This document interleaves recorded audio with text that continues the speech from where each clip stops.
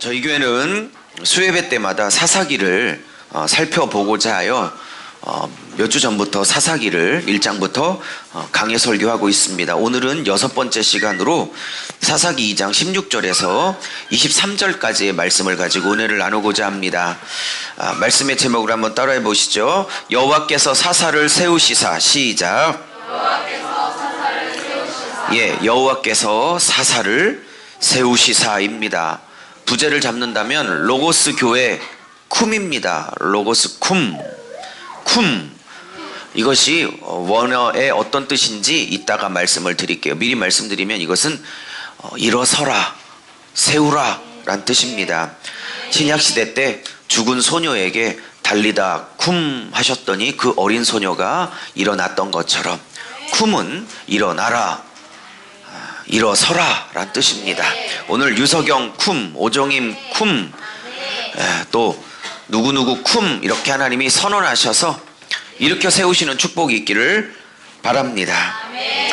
하나님께서 어느 교회는 쿰 하셔야 될 때가 됐다고 믿습니다. 하나님이 어느 교회는 일으켜 세우셔야 될 때가 됐다고 믿는 것입니다. 왜냐하면 이 시대가 영적으로는 정확하게 350년 암흑기 사사시대를 한국 교회는 걸어가고 있기 때문입니다. 자, 오늘까지 하면 서론이 끝날 것 같습니다. 사실은 3장 6절까지가 프롤로그 서론입니다. 즉 들어가는 말, 여는 말입니다. 프롤로그. 3장 7절부터 나오는 온니엘 사사부터가 이제 본격적인 사사기의 본론이 되겠습니다. 온니엘부터 시작해서 마지막 사사, 그 유명한 삼손 12명까지가 사사기의 12명의 사사입니다. 실제로는 12명의 사사만 있었던 것이 아닙니다. 저 타자 치는 소리가 조금 들리죠. 이거 무음으로 놓든지 아니면 치는 분이 저 뒤쪽으로 가서 치시든지 방해가 좀 되실 것 같아요. 무음이 되시면 무음으로. 자, 오늘까지는 서론의 마지막 날입니다. 다음 주에는 온니엘부터 이제 본격적으로 공부하고자 합니다. 이제 우리는 지난주에 다음 세대에 목숨을 거는 교회라는 주제로 은혜를 나눴습니다. 그 이유는 우리가 지난주에 자세히 배운 것처럼 여호수아가 살아있는 동안, 또한 여호수아와 동역했던 어르신 장로님들이 살아계시는 동안 이 세대는 하나님을 섬겼다라고 말하고 있습니다. 그런데 여호수아가 죽고 난 다음, 또 동역했던 장로님들이 소천하시고 난 다음, 정확하게 말하면 하나님이 누군가인지를 경험하고 하나님이 어떤 큰 일을 행하셨는지를 직접 경험하고 그것을 기억하며 가르칠 세대가 있는 동안에는 이 후손들은, 백성들은 타락하지 아니하였습니다.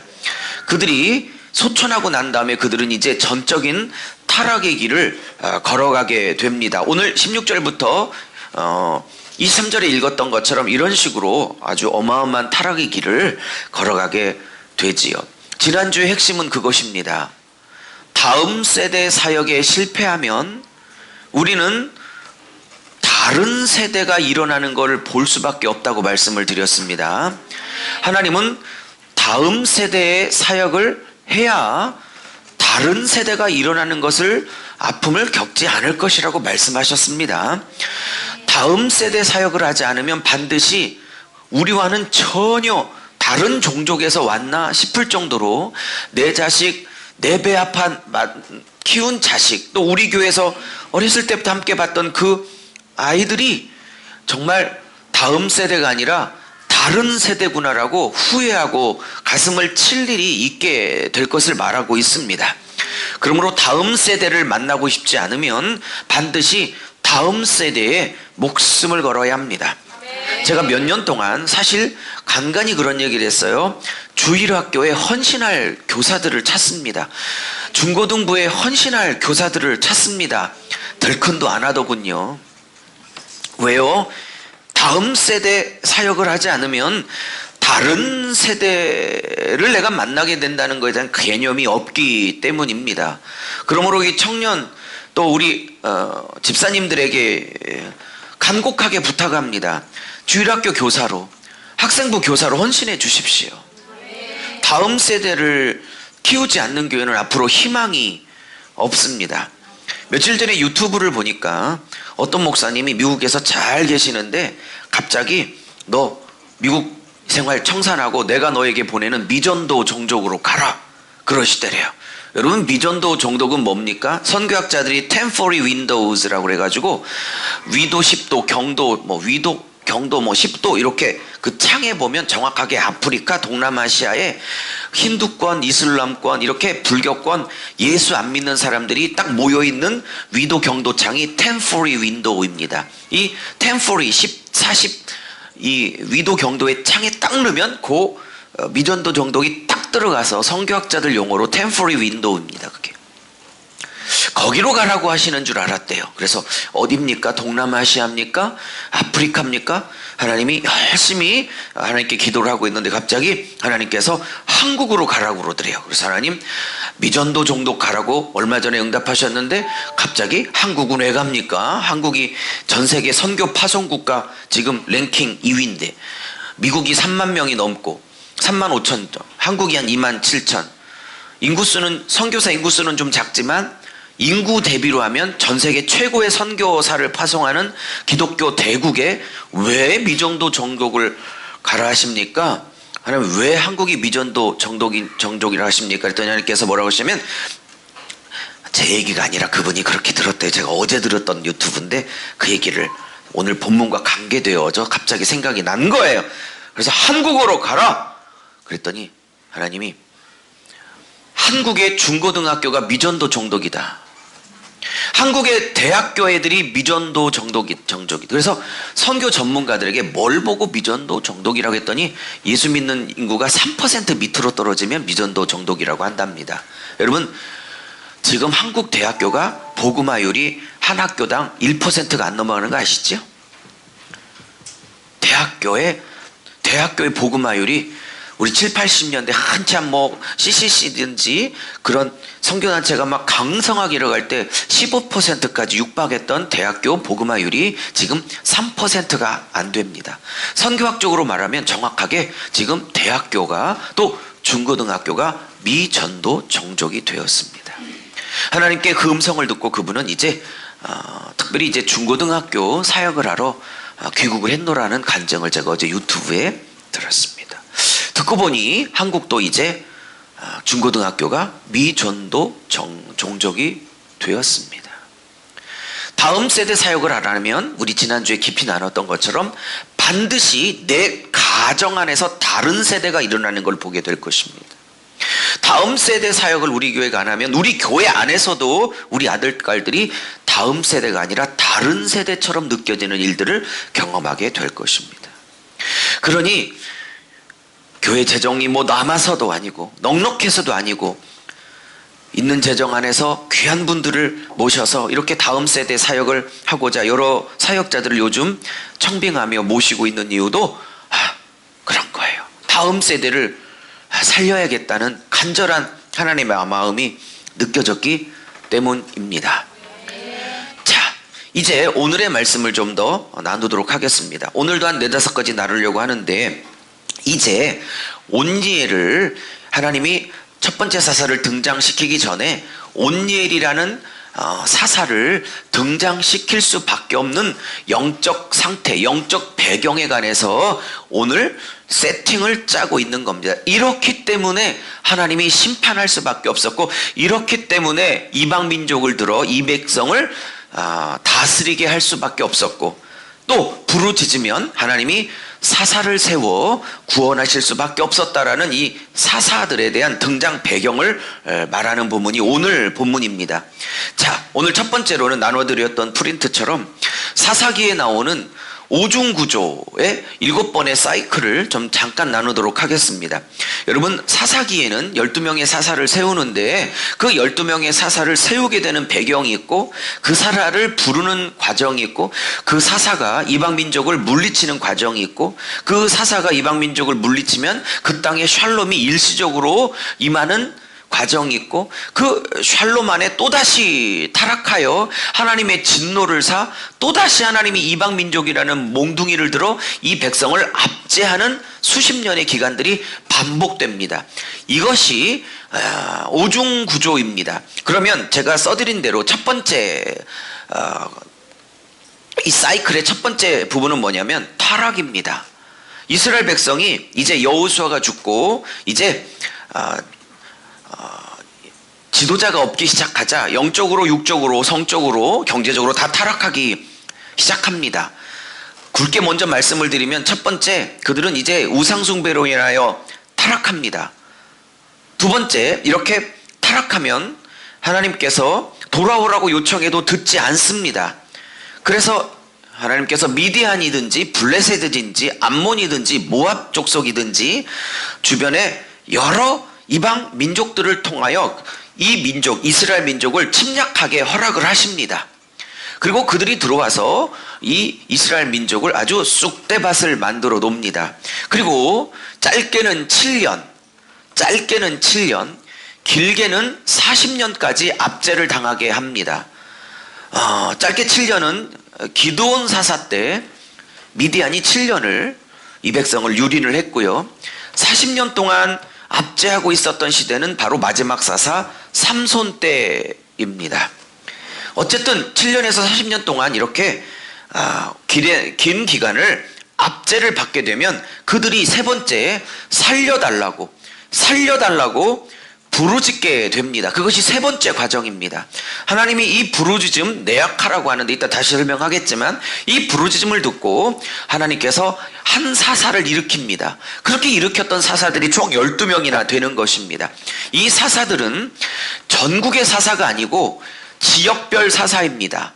어느 지역을 구원했고 어느 지파를 구원했던 지역별 혹은 지파별 사사지 전 12지파의 거국적 영웅적 사사들은 아니올시다. 어쨌든 이렇게 12사사를 세우셔서 그때그때 이방 민족의 압제로부터 이 민족을 구원해 내십니다. 그리고 일시적이지만 샬롬 20년 때로는 30년 때로는 그보다 더 짧게 이렇게 샬롬, 일시적인 샬롬이 평강의 세대가 그들에게 임합니다. 여기까지 구조가 짜였으면 얼마나 좋겠어요? 그리고 이 사사를 통해서 주신 이 샬롬이 영원했다 이렇게 하면 얼마나 좋겠습니까? 그러면 사사기를 우리가 21장까지 배워야 될 필요도 없을 테니까 말입니다. 앞부분 한 2장 3장에서 이 사사기가 끝났겠죠. 그러나 불행하게도 우리의 예상과 딱 맞게 이 이스라엘 백성은 이 평온한 시대에 다시 타락합니다. 그것이 다섯 번째 구조인 재타락 부분입니다. 이렇게 크게 타락, 그리고 하나님 이방 민족을 통해서 심판. 그러면 너무 힘드니까 부르짖어요. 그럼 하나님이 못 이기는 척하고 사사를 일으킵니다. 그리고 구원하여 평강이 임하면 다시 배부르고 등 따지기 시작하면 다시 옛날로 돌아갑니다. 이것이 5번의 순환입니다. 근데 사사기를 보면 이 순환이 몇 번이 반복되냐면 정확하게 7번 반복됩니다. 저거 다 세봤어요. 학자들도 똑같이 얘기하고 저도 일일이 다 확인해 보면 이 5번의 사이클이 7번씩 반복됩니다. 똑같은 짓을 7번이나 하게 된다는 뜻입니다.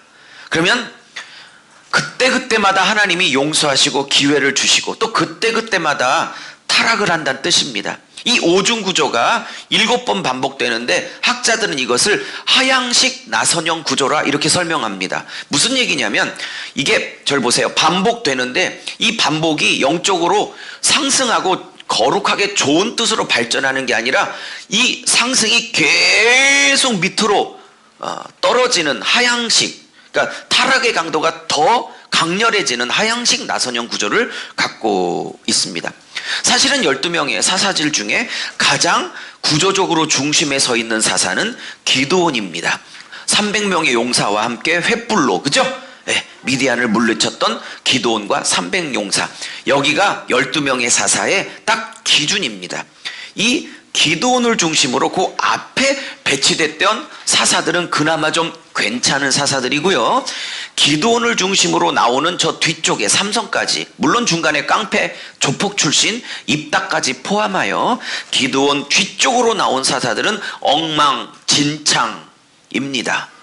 백성도 마찬가지지만 사사의 퀄리티도 기드온을 중심으로 계속 떨어집니다. 목회자의 수준과 질이 계속 떨어지고 있습니다. 사실 우리나라 6.25 이후에 이 나라를 이만큼 세워오셨던 영적인 지도자, 지금은 다 소천에서 거의 하늘나라에 가셨거나 지금은 80, 90 되신 우리의 초기 목회자들의 질에 비하면 요즘 저와 같은 젊은 목사 2019년을 담당하여 목회하고 있는 이 한국의 목사들은 우리 50년대, 60년대, 70년대 선배들의 그 목회자의 인격, 영성, 기도, 말씀, 자세, 태도, 이 모든 퀄리티에 비하여 현저하게 나선형 구조, 하향식 나선형 구조를 갖고 있는 것 아닌가, 저를 포함하여 저는 그렇게 생각하고 있습니다. 자, 타락부터 살펴보죠. 첫째, 오중 구조 중에 첫 번째 구조인 타락의 원인은 여러 번 배웠지만 가장 궁극적인 건 뭐냐? 가나안 족속들을 쫓아내지 못한 것입니다. 1장 2장에 총 9번이 나오는데 못했다 표현이 7번 나오고 쫓아내지 않았단 표현이 1번 나오고 그렇다고 말씀을 드렸습니다. 마지막 한 번은 너희들이 그렇다면 나도 안 쫓아낼게. 하나님 쪽에서 쫓아내지 아니하셨다라는 표현이 하나님 쪽에 한 번 쓰여 총 9번의 못했다, 안 했다 표현이 굉장히 많이 나온다고 말씀을 드렸습니다. 제가 2, 3주 이런 말씀을 드렸습니다. 말이 빨라서 죄송해요. 2, 3주 전에 이런 말씀을 드렸습니다. 쫓아내지 못한 것일까? 쫓아내지 않고 싶은 것일까? 라는 답에 40분의 설교에 쫓아내지 않고 싶어서 쫓아내지 못한 것이라고 말씀을 드렸습니다. 정말 내 안에 가나안 7족, 내 안에 잔존 세력, 다시 말하면 예수께서 십자가와 부활이라는 예수의 초림 사역으로 사탄의 머리통을 박살내셨으나 예수께서 재림 때까지 교회와 성도와 신부들을 위하여 훈련시키고자 남겨놓은 잔존 세력이 존재합니다. 그것이 영적으로 사사기라고 말씀을 드렸습니다. 할렐루야. 이 잔존 세력을 우리가 정말로 쫓아내고 싶은 마음은 너무 간절한데 이 어둠의 세력이, 가나안 잔존 세력이 너무 강력해서 원함과 달리 못 쫓아내고 있을까라고 제가 질문을 드렸습니다. 그렇지 않을 거라고 말씀을 드렸습니다. 정말 쫓아내고 싶은데 쫓아내지 못하는 게 아니라 사실은 이 남아있는 죄가 너무 달콤해서, 내가 질고 있는 죄가 너무 달콤해서, 내가 붙들고 있는 이 죄악이 너무 달콤해서 쫓아내고 버리고 싶지 않은 것 때문에 이 싸움을 안 하고 있는 것이지, 정말 버리고 싶은데 이것을 못 내쫓고 있다라는 것은 아닐 것이다, 제가 말씀을 드렸습니다.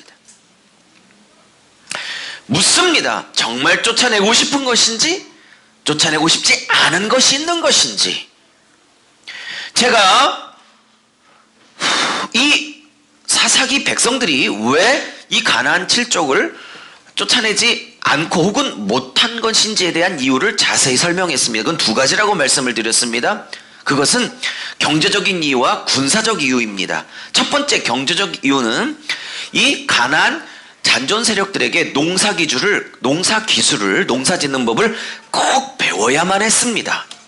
그렇기 때문에 그들을 노예로 부르며 농사 짓는 방법을 전수받았던 것입니다. 왜 40년 내내 광야를 이동하며 유목민으로 살았던 그들에게 농사는 절대 쉬운 일이 아닙니다.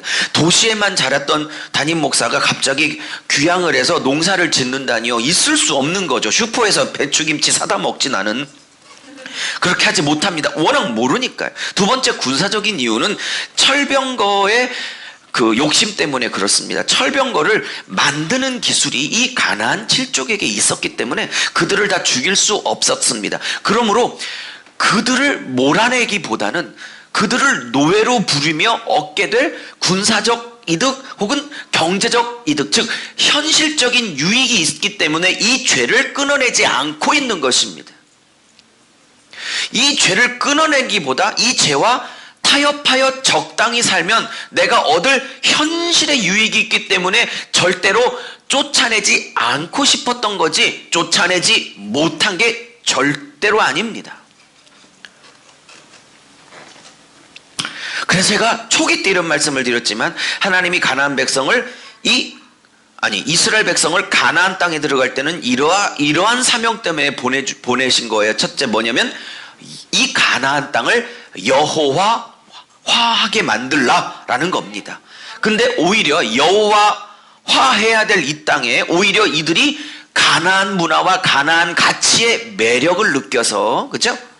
가나안화가 급속도로 진행된 것입니다. 그러니 농사기들, 특별히 철병거라는 건 정말 매력적인 세상의 가치를 상징합니다. 저와 여러분 안에 하나님이 싫어하는 걸 뻔히 알면서도 그거 한번 갖고 싶어서 절대로 못 놓고 있는 내 안의 철병거가 얼마든지 있을 수 있는 것입니다. 그렇기 때문에 그들을 쫓아내지 못했고 그들과 적당히 타협하며 살았고 그들을 노예로 부리며 대강 타협하며 살았기 때문에 시간이 흐르자, 오랜 시간도 아니고요, 그들은 바로 여호와 경배를 버리고 많은 바알들, 많은 이방신들을, 많은 하나님들을, 많은 엘로힘들을 그들은 숭배하며 급속도로 우상 숭배에 빠졌고, 그리고 모세와 여호수아와 맺었던 소위 언약을 아주 헌신짝처럼 버려버렸고, 급기야 너희들이 이렇게 하면 이 이방 민족이, 쫓아내지 못한 이방 민족이 너희 옆구리에 가시가 될 거야 했던 이 복임의 하나님 사자의 예언처럼 이 이방 민족은 이스라엘 남자들의 옆구리가 되었습니다. 원문에 옆구리에 가시란 말이 없다고 여러 번 말씀을 드렸습니다. 자, 이러자 하나님께서 심판을 시작하십니다. 여러분, 하나님께서 심판 혹은 징계의 막대기 몽둥이를 드신다는 건 어떤 의미를 갖고 있냐면, 내가 이 아들을 아직은 사랑한다는 뜻입니다. 하나님이 징계와 회초리를 드시는 건 나는 이 아들을, 이 딸을 절대로 버릴 수 없다는 뜻입니다. 딴짓을 하는데, 정말 하나님이 사랑하는 아들인데 삐딱선, 영적으로 삐딱선을 타고 있어요. 죄를 짓고 있어요. 근데 그게 10년, 20년, 30년, 40년 그러고도 있는데 하나님이 아무 손을 그 사람에게 대지 않는다? 이거 심각한 거예요. 하나님이 잘 들으세요. 하나님이 진짜 사랑하면 삐딱선을 타면 하루 만에, 1시간 만에, 일주일 만에 바로 사인이 오는 것이 하나님이 진짜 이뻐하고 있는 사람입니다. 여러분, 자식이 밖에서 똥오줌을 묻혀왔어요. 음식물 쓰레기 완전히 구정물을 다 뒤집고 쓰고 왔어요. 엄마 아빠가 돼서 어떻게 하시겠습니까? 당장 갈아입히지요. 당장 목욕시키지요. 근데 그게 10년, 20년, 30년, 40년, 50년 그 죄악의 똥에, 배변에 구정물을 다 뒤집어 쓰고 있는데 그렇게 수십 년 동안 하나님이 방치한다고요? 버린 자예요. 그러므로 하나님이 히브리서 12장에 맞나요? 12장에 하나님이 사랑하는 아들, 받으시는 아들마다 징계하시나니, 그런 아들에게 징계가 없다면 그는 버리운 자여 사생자라 말씀하시는 것입니다. 이렇게 압제를 받게 합니다. 그것도 7달도 아니고 7년도 아니고 최소 단위가 7년, 삼손 때는 40년이나 압제를 당하고 있습니다. 그러면 이제 이 백성이 막 내악화를 합니다. 막 부르짖습니다. 이것은 이제 변화형을 쓴 게 아니라 그냥 동사의 기본형을 썼는데, 어쨌든 내악화 막 부르짖습니다. 근데 이 고통이 얼마나 심한지, 원래 이 내악화라는 단어가 이게 신음하다 라는 소리입니다. 이방 민족의 압제를 7년에서 40년 동안 당하면서 막 신음을 하면 하나님이 또 마음이 약해지셔서 사사 한 명을 또 세우십니다. 이게 사사기의 패턴입니다.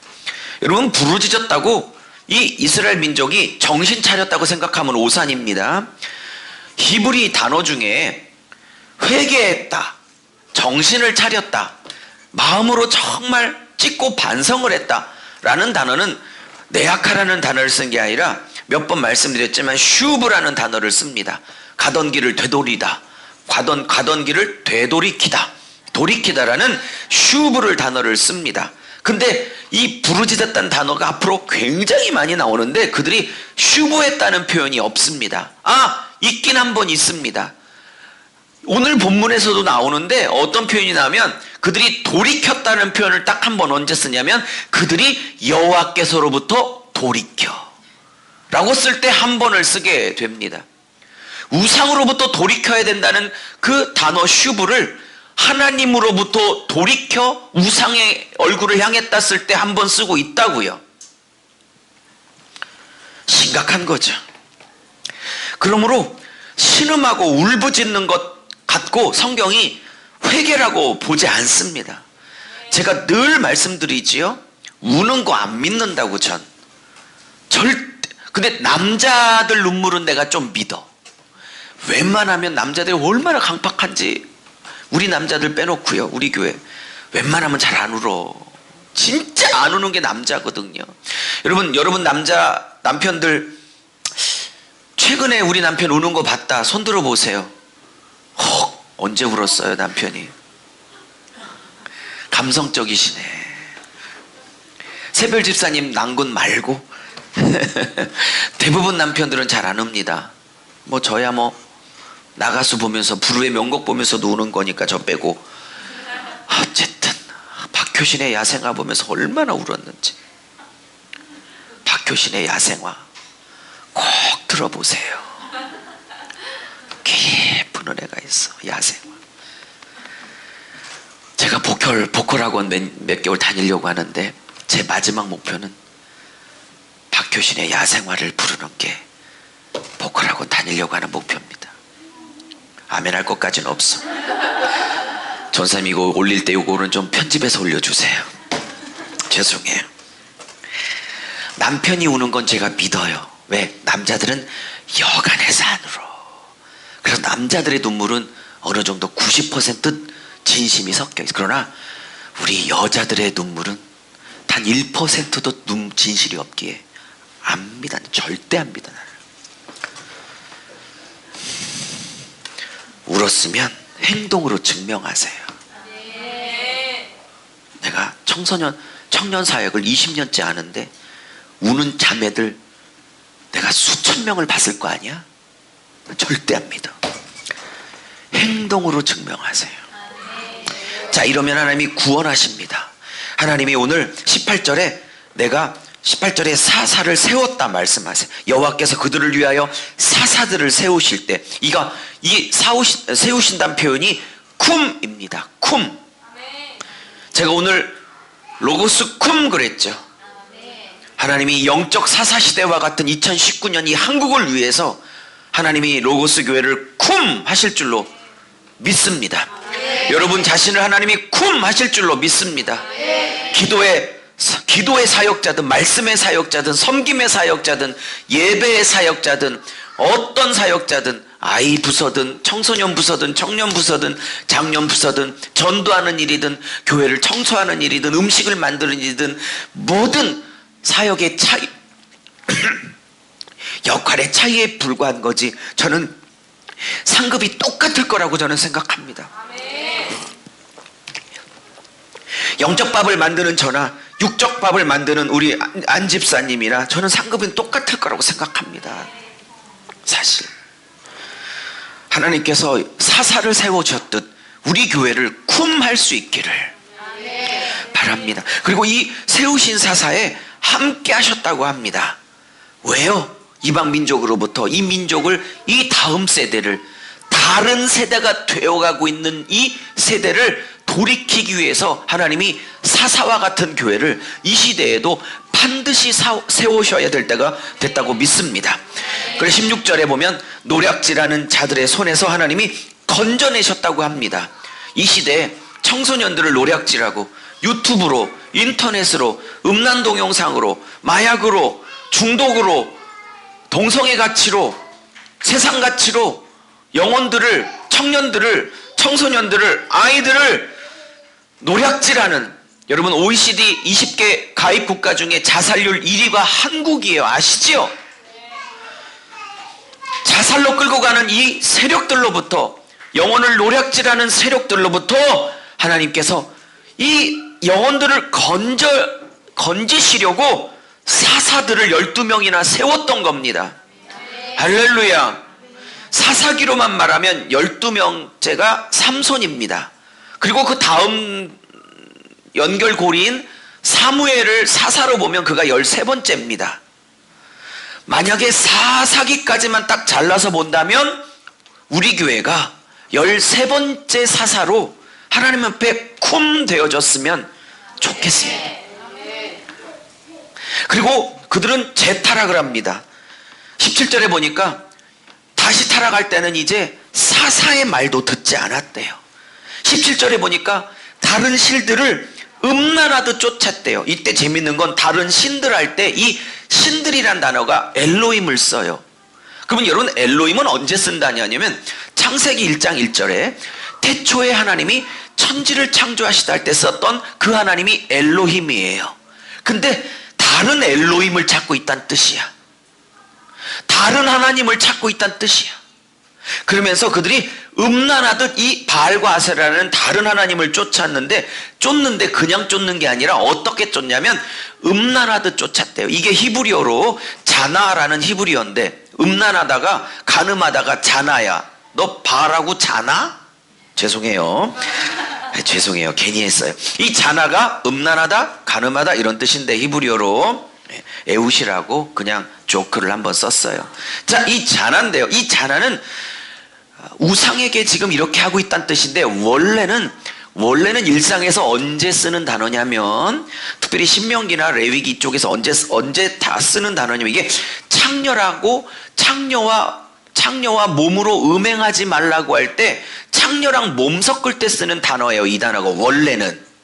근데 이것을 우상과 지금 간음하는 것, 영적 간음을 지금 창녀랑 간음하는 단어랑 똑같이 쓰고 있는 거예요. 그러니까 하나님이 영적 간음, 영적 음란, 영적 창녀가 되지 말 것을 선언하고 있는 것입니다.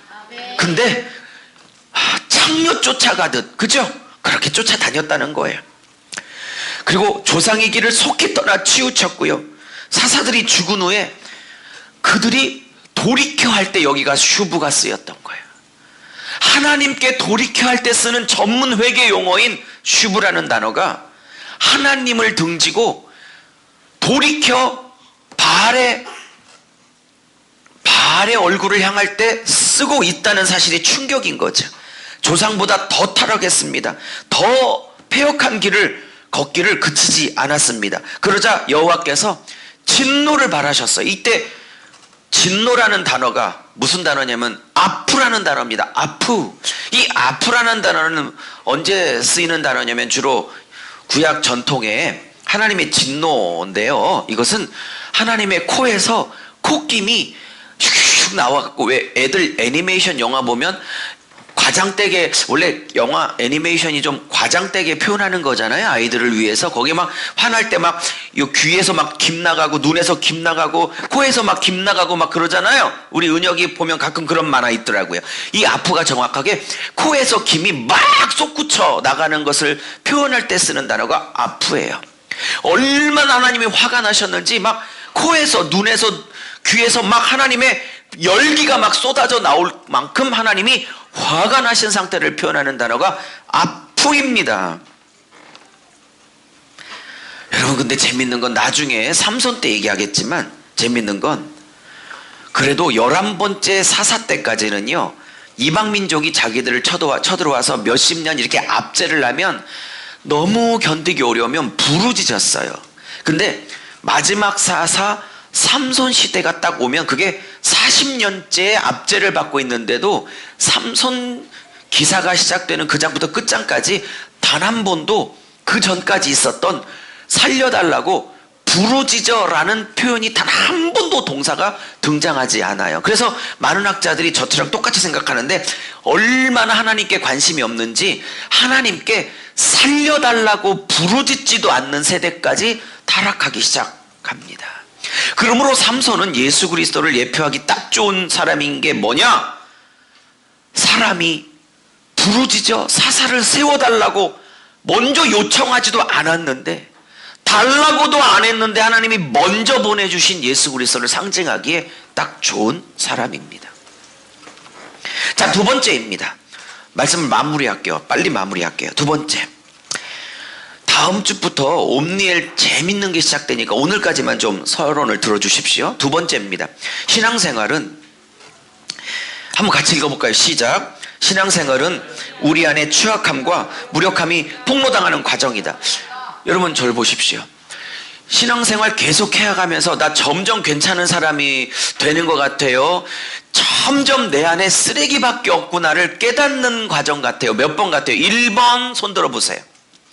점점 나 이렇게 거룩해지다가 이러다가 천사 되면 어떡하지? 1번.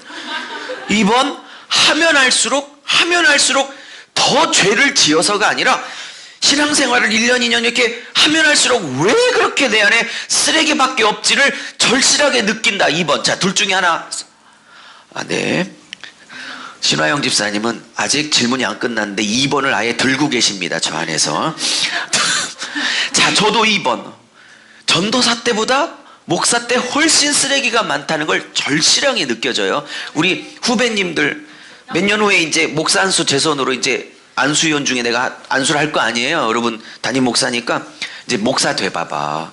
갑자기 거룩해지고 나 이렇게 살다가 막 천사 되는 거 아니야? 그런 일 없어.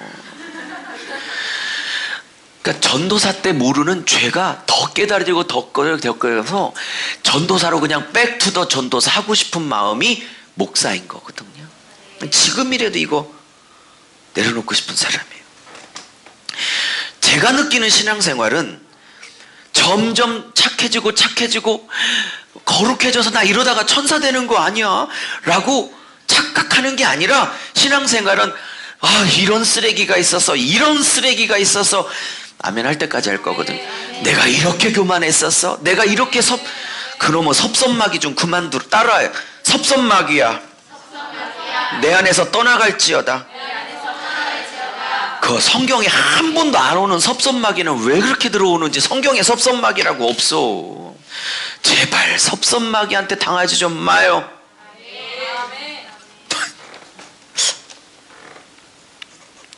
이게 민수기예요. 민수기가 1장부터 36장까지 이렇게 구성되어 있지만 1장에서 36장 전 과정이 뭐냐? 그들이 40년 동안 광야 생활하면서 그들이 점점 거룩해져서 거의 천사주순처럼 됐다가 말하는 게 아니라 민수기 전체가 언제 한번 1년을 잡아 설교를 하겠지만 민수기 전체가 계속 사건마다 너희들은 은혜 없으면 안 되는 자들이야. 은혜 없으면 안 되는 자들. 그래서 40년 사건마다 나의 추악함이 폭로되고 이 죄를 탐하는 추악함이 바로 전 사건에 폭로됐는데도 불구하고 오늘 이 사건에서 그 추악함이 배가 돼. 그래서 내 안에 이 죄의 추악함을 이길 수 없는 이 백성들의 무능함이 계속 강조되고 있는 책이 민수기 올시다. 저는 그렇게 생각해요. 계속 죽을 때까지 은혜 없으면 안 되는 존재예요. 죽을 때까지 내 안에 쓰레기밖에 없는 존재구나를 계속 항복하다가 호흡이 멎는 그 순간 은혜만 붙잡고 이 땅을 마무리하는 것이다. 그러면 누가 착해지고 누가 겸손해지고 누가 낮아질까요? 내 안에 쓰레기가 폭로된 것이 더 많은 사람이 그 내 안에 쓰레기가 많다는 걸 더 절실하게 십자가 앞에서 느끼고 항복한 만큼 낮아지고 항복한 만큼 겸손해지고 항복한 만큼 온유해지는 것입니다. 내 안에 쓰레기를 보는 것만큼 겸손해진 거라고. 그걸 민숙이라고 하는 거라고. 자, 세 번째입니다. 이렇게 우리 안에 추악함과 무능함과 쓰레기는 날마다 폭로가 되는 게 사사기 1장부터 21장입니다. 근데 사사기는 이것만 있지 않아요. 어쩌면 사사기의 더 큰 포인트는 어디에 있냐면, 언뜻 보면 쓰레기가 이렇게 폭로가 돼서 정말 이것들 너무하다 라고 생각하지만, 사실은 더 큰 하이라이트, 포커스는 어디에 맞춰졌냐면, 이런 쓰레기들을 직접 오셔서 제거해내시고, 직접 오셔서 치워버리시고, 그를 보혈로 씻고 성령의 불로 태우시고 예수의 신부로 단장시켜 주시는, 끊임없는 타락과 배심에도 불구하고 계속 포기하지 않고 부어주시는 하나님의 은혜와 용서하심이 훨씬 더 많이 부각되고 있는 책이 사사기입니다. 자, 마지막입니다. 인생의 많은 문제들을 겪게 하시면서 하나님은 우리의 마음의 중심을 달아보시는 분입니다. 22절 23절에 이렇게 말해요. 여호와께서 이방 민족들을, 아니죠, 20절, 이는 이스라엘이 그들의 조상들이 지킨 것 같이 나 여호와의 도를 지켜 행하나 아니하나 그들을 시험하려 하시니라. 근데 시험하고자 하는 이방 민족을 이렇게 말해요. 23절, 여호와께서 그 이방 민족을 머물러 두게 하사 그들을 쫓아내지 아니하셨으니, 왜 여호와의 손에 넘겨주시 아니하시고 쫓아내시지 아니한 이유를 22절에 지키나, 나의 도를 지키나 안 지키나 시험해 보려고 남겨놓으셨대. 그러면 여호수아에서 가나안 땅의 주력 부대를 다 물리칠 때 이 잔존 세력도 여호와 손에 붙여 물리칠 수 있었는데 의도적으로 그 손에 안 붙이고 남겨놓으셨다는 뜻이지요. 왜요? 이 잔존 세력과 싸우는 과정에서 나를 사랑하는지, 잔존 세력이 나에게 주는 세상 가치와 타협하여 그들과 혼합하여 사는지, 그들의 마음의 중심이 나를 사랑하는지 세상 사랑을 더 사모하는지를 보고 싶어서. 됐습니까?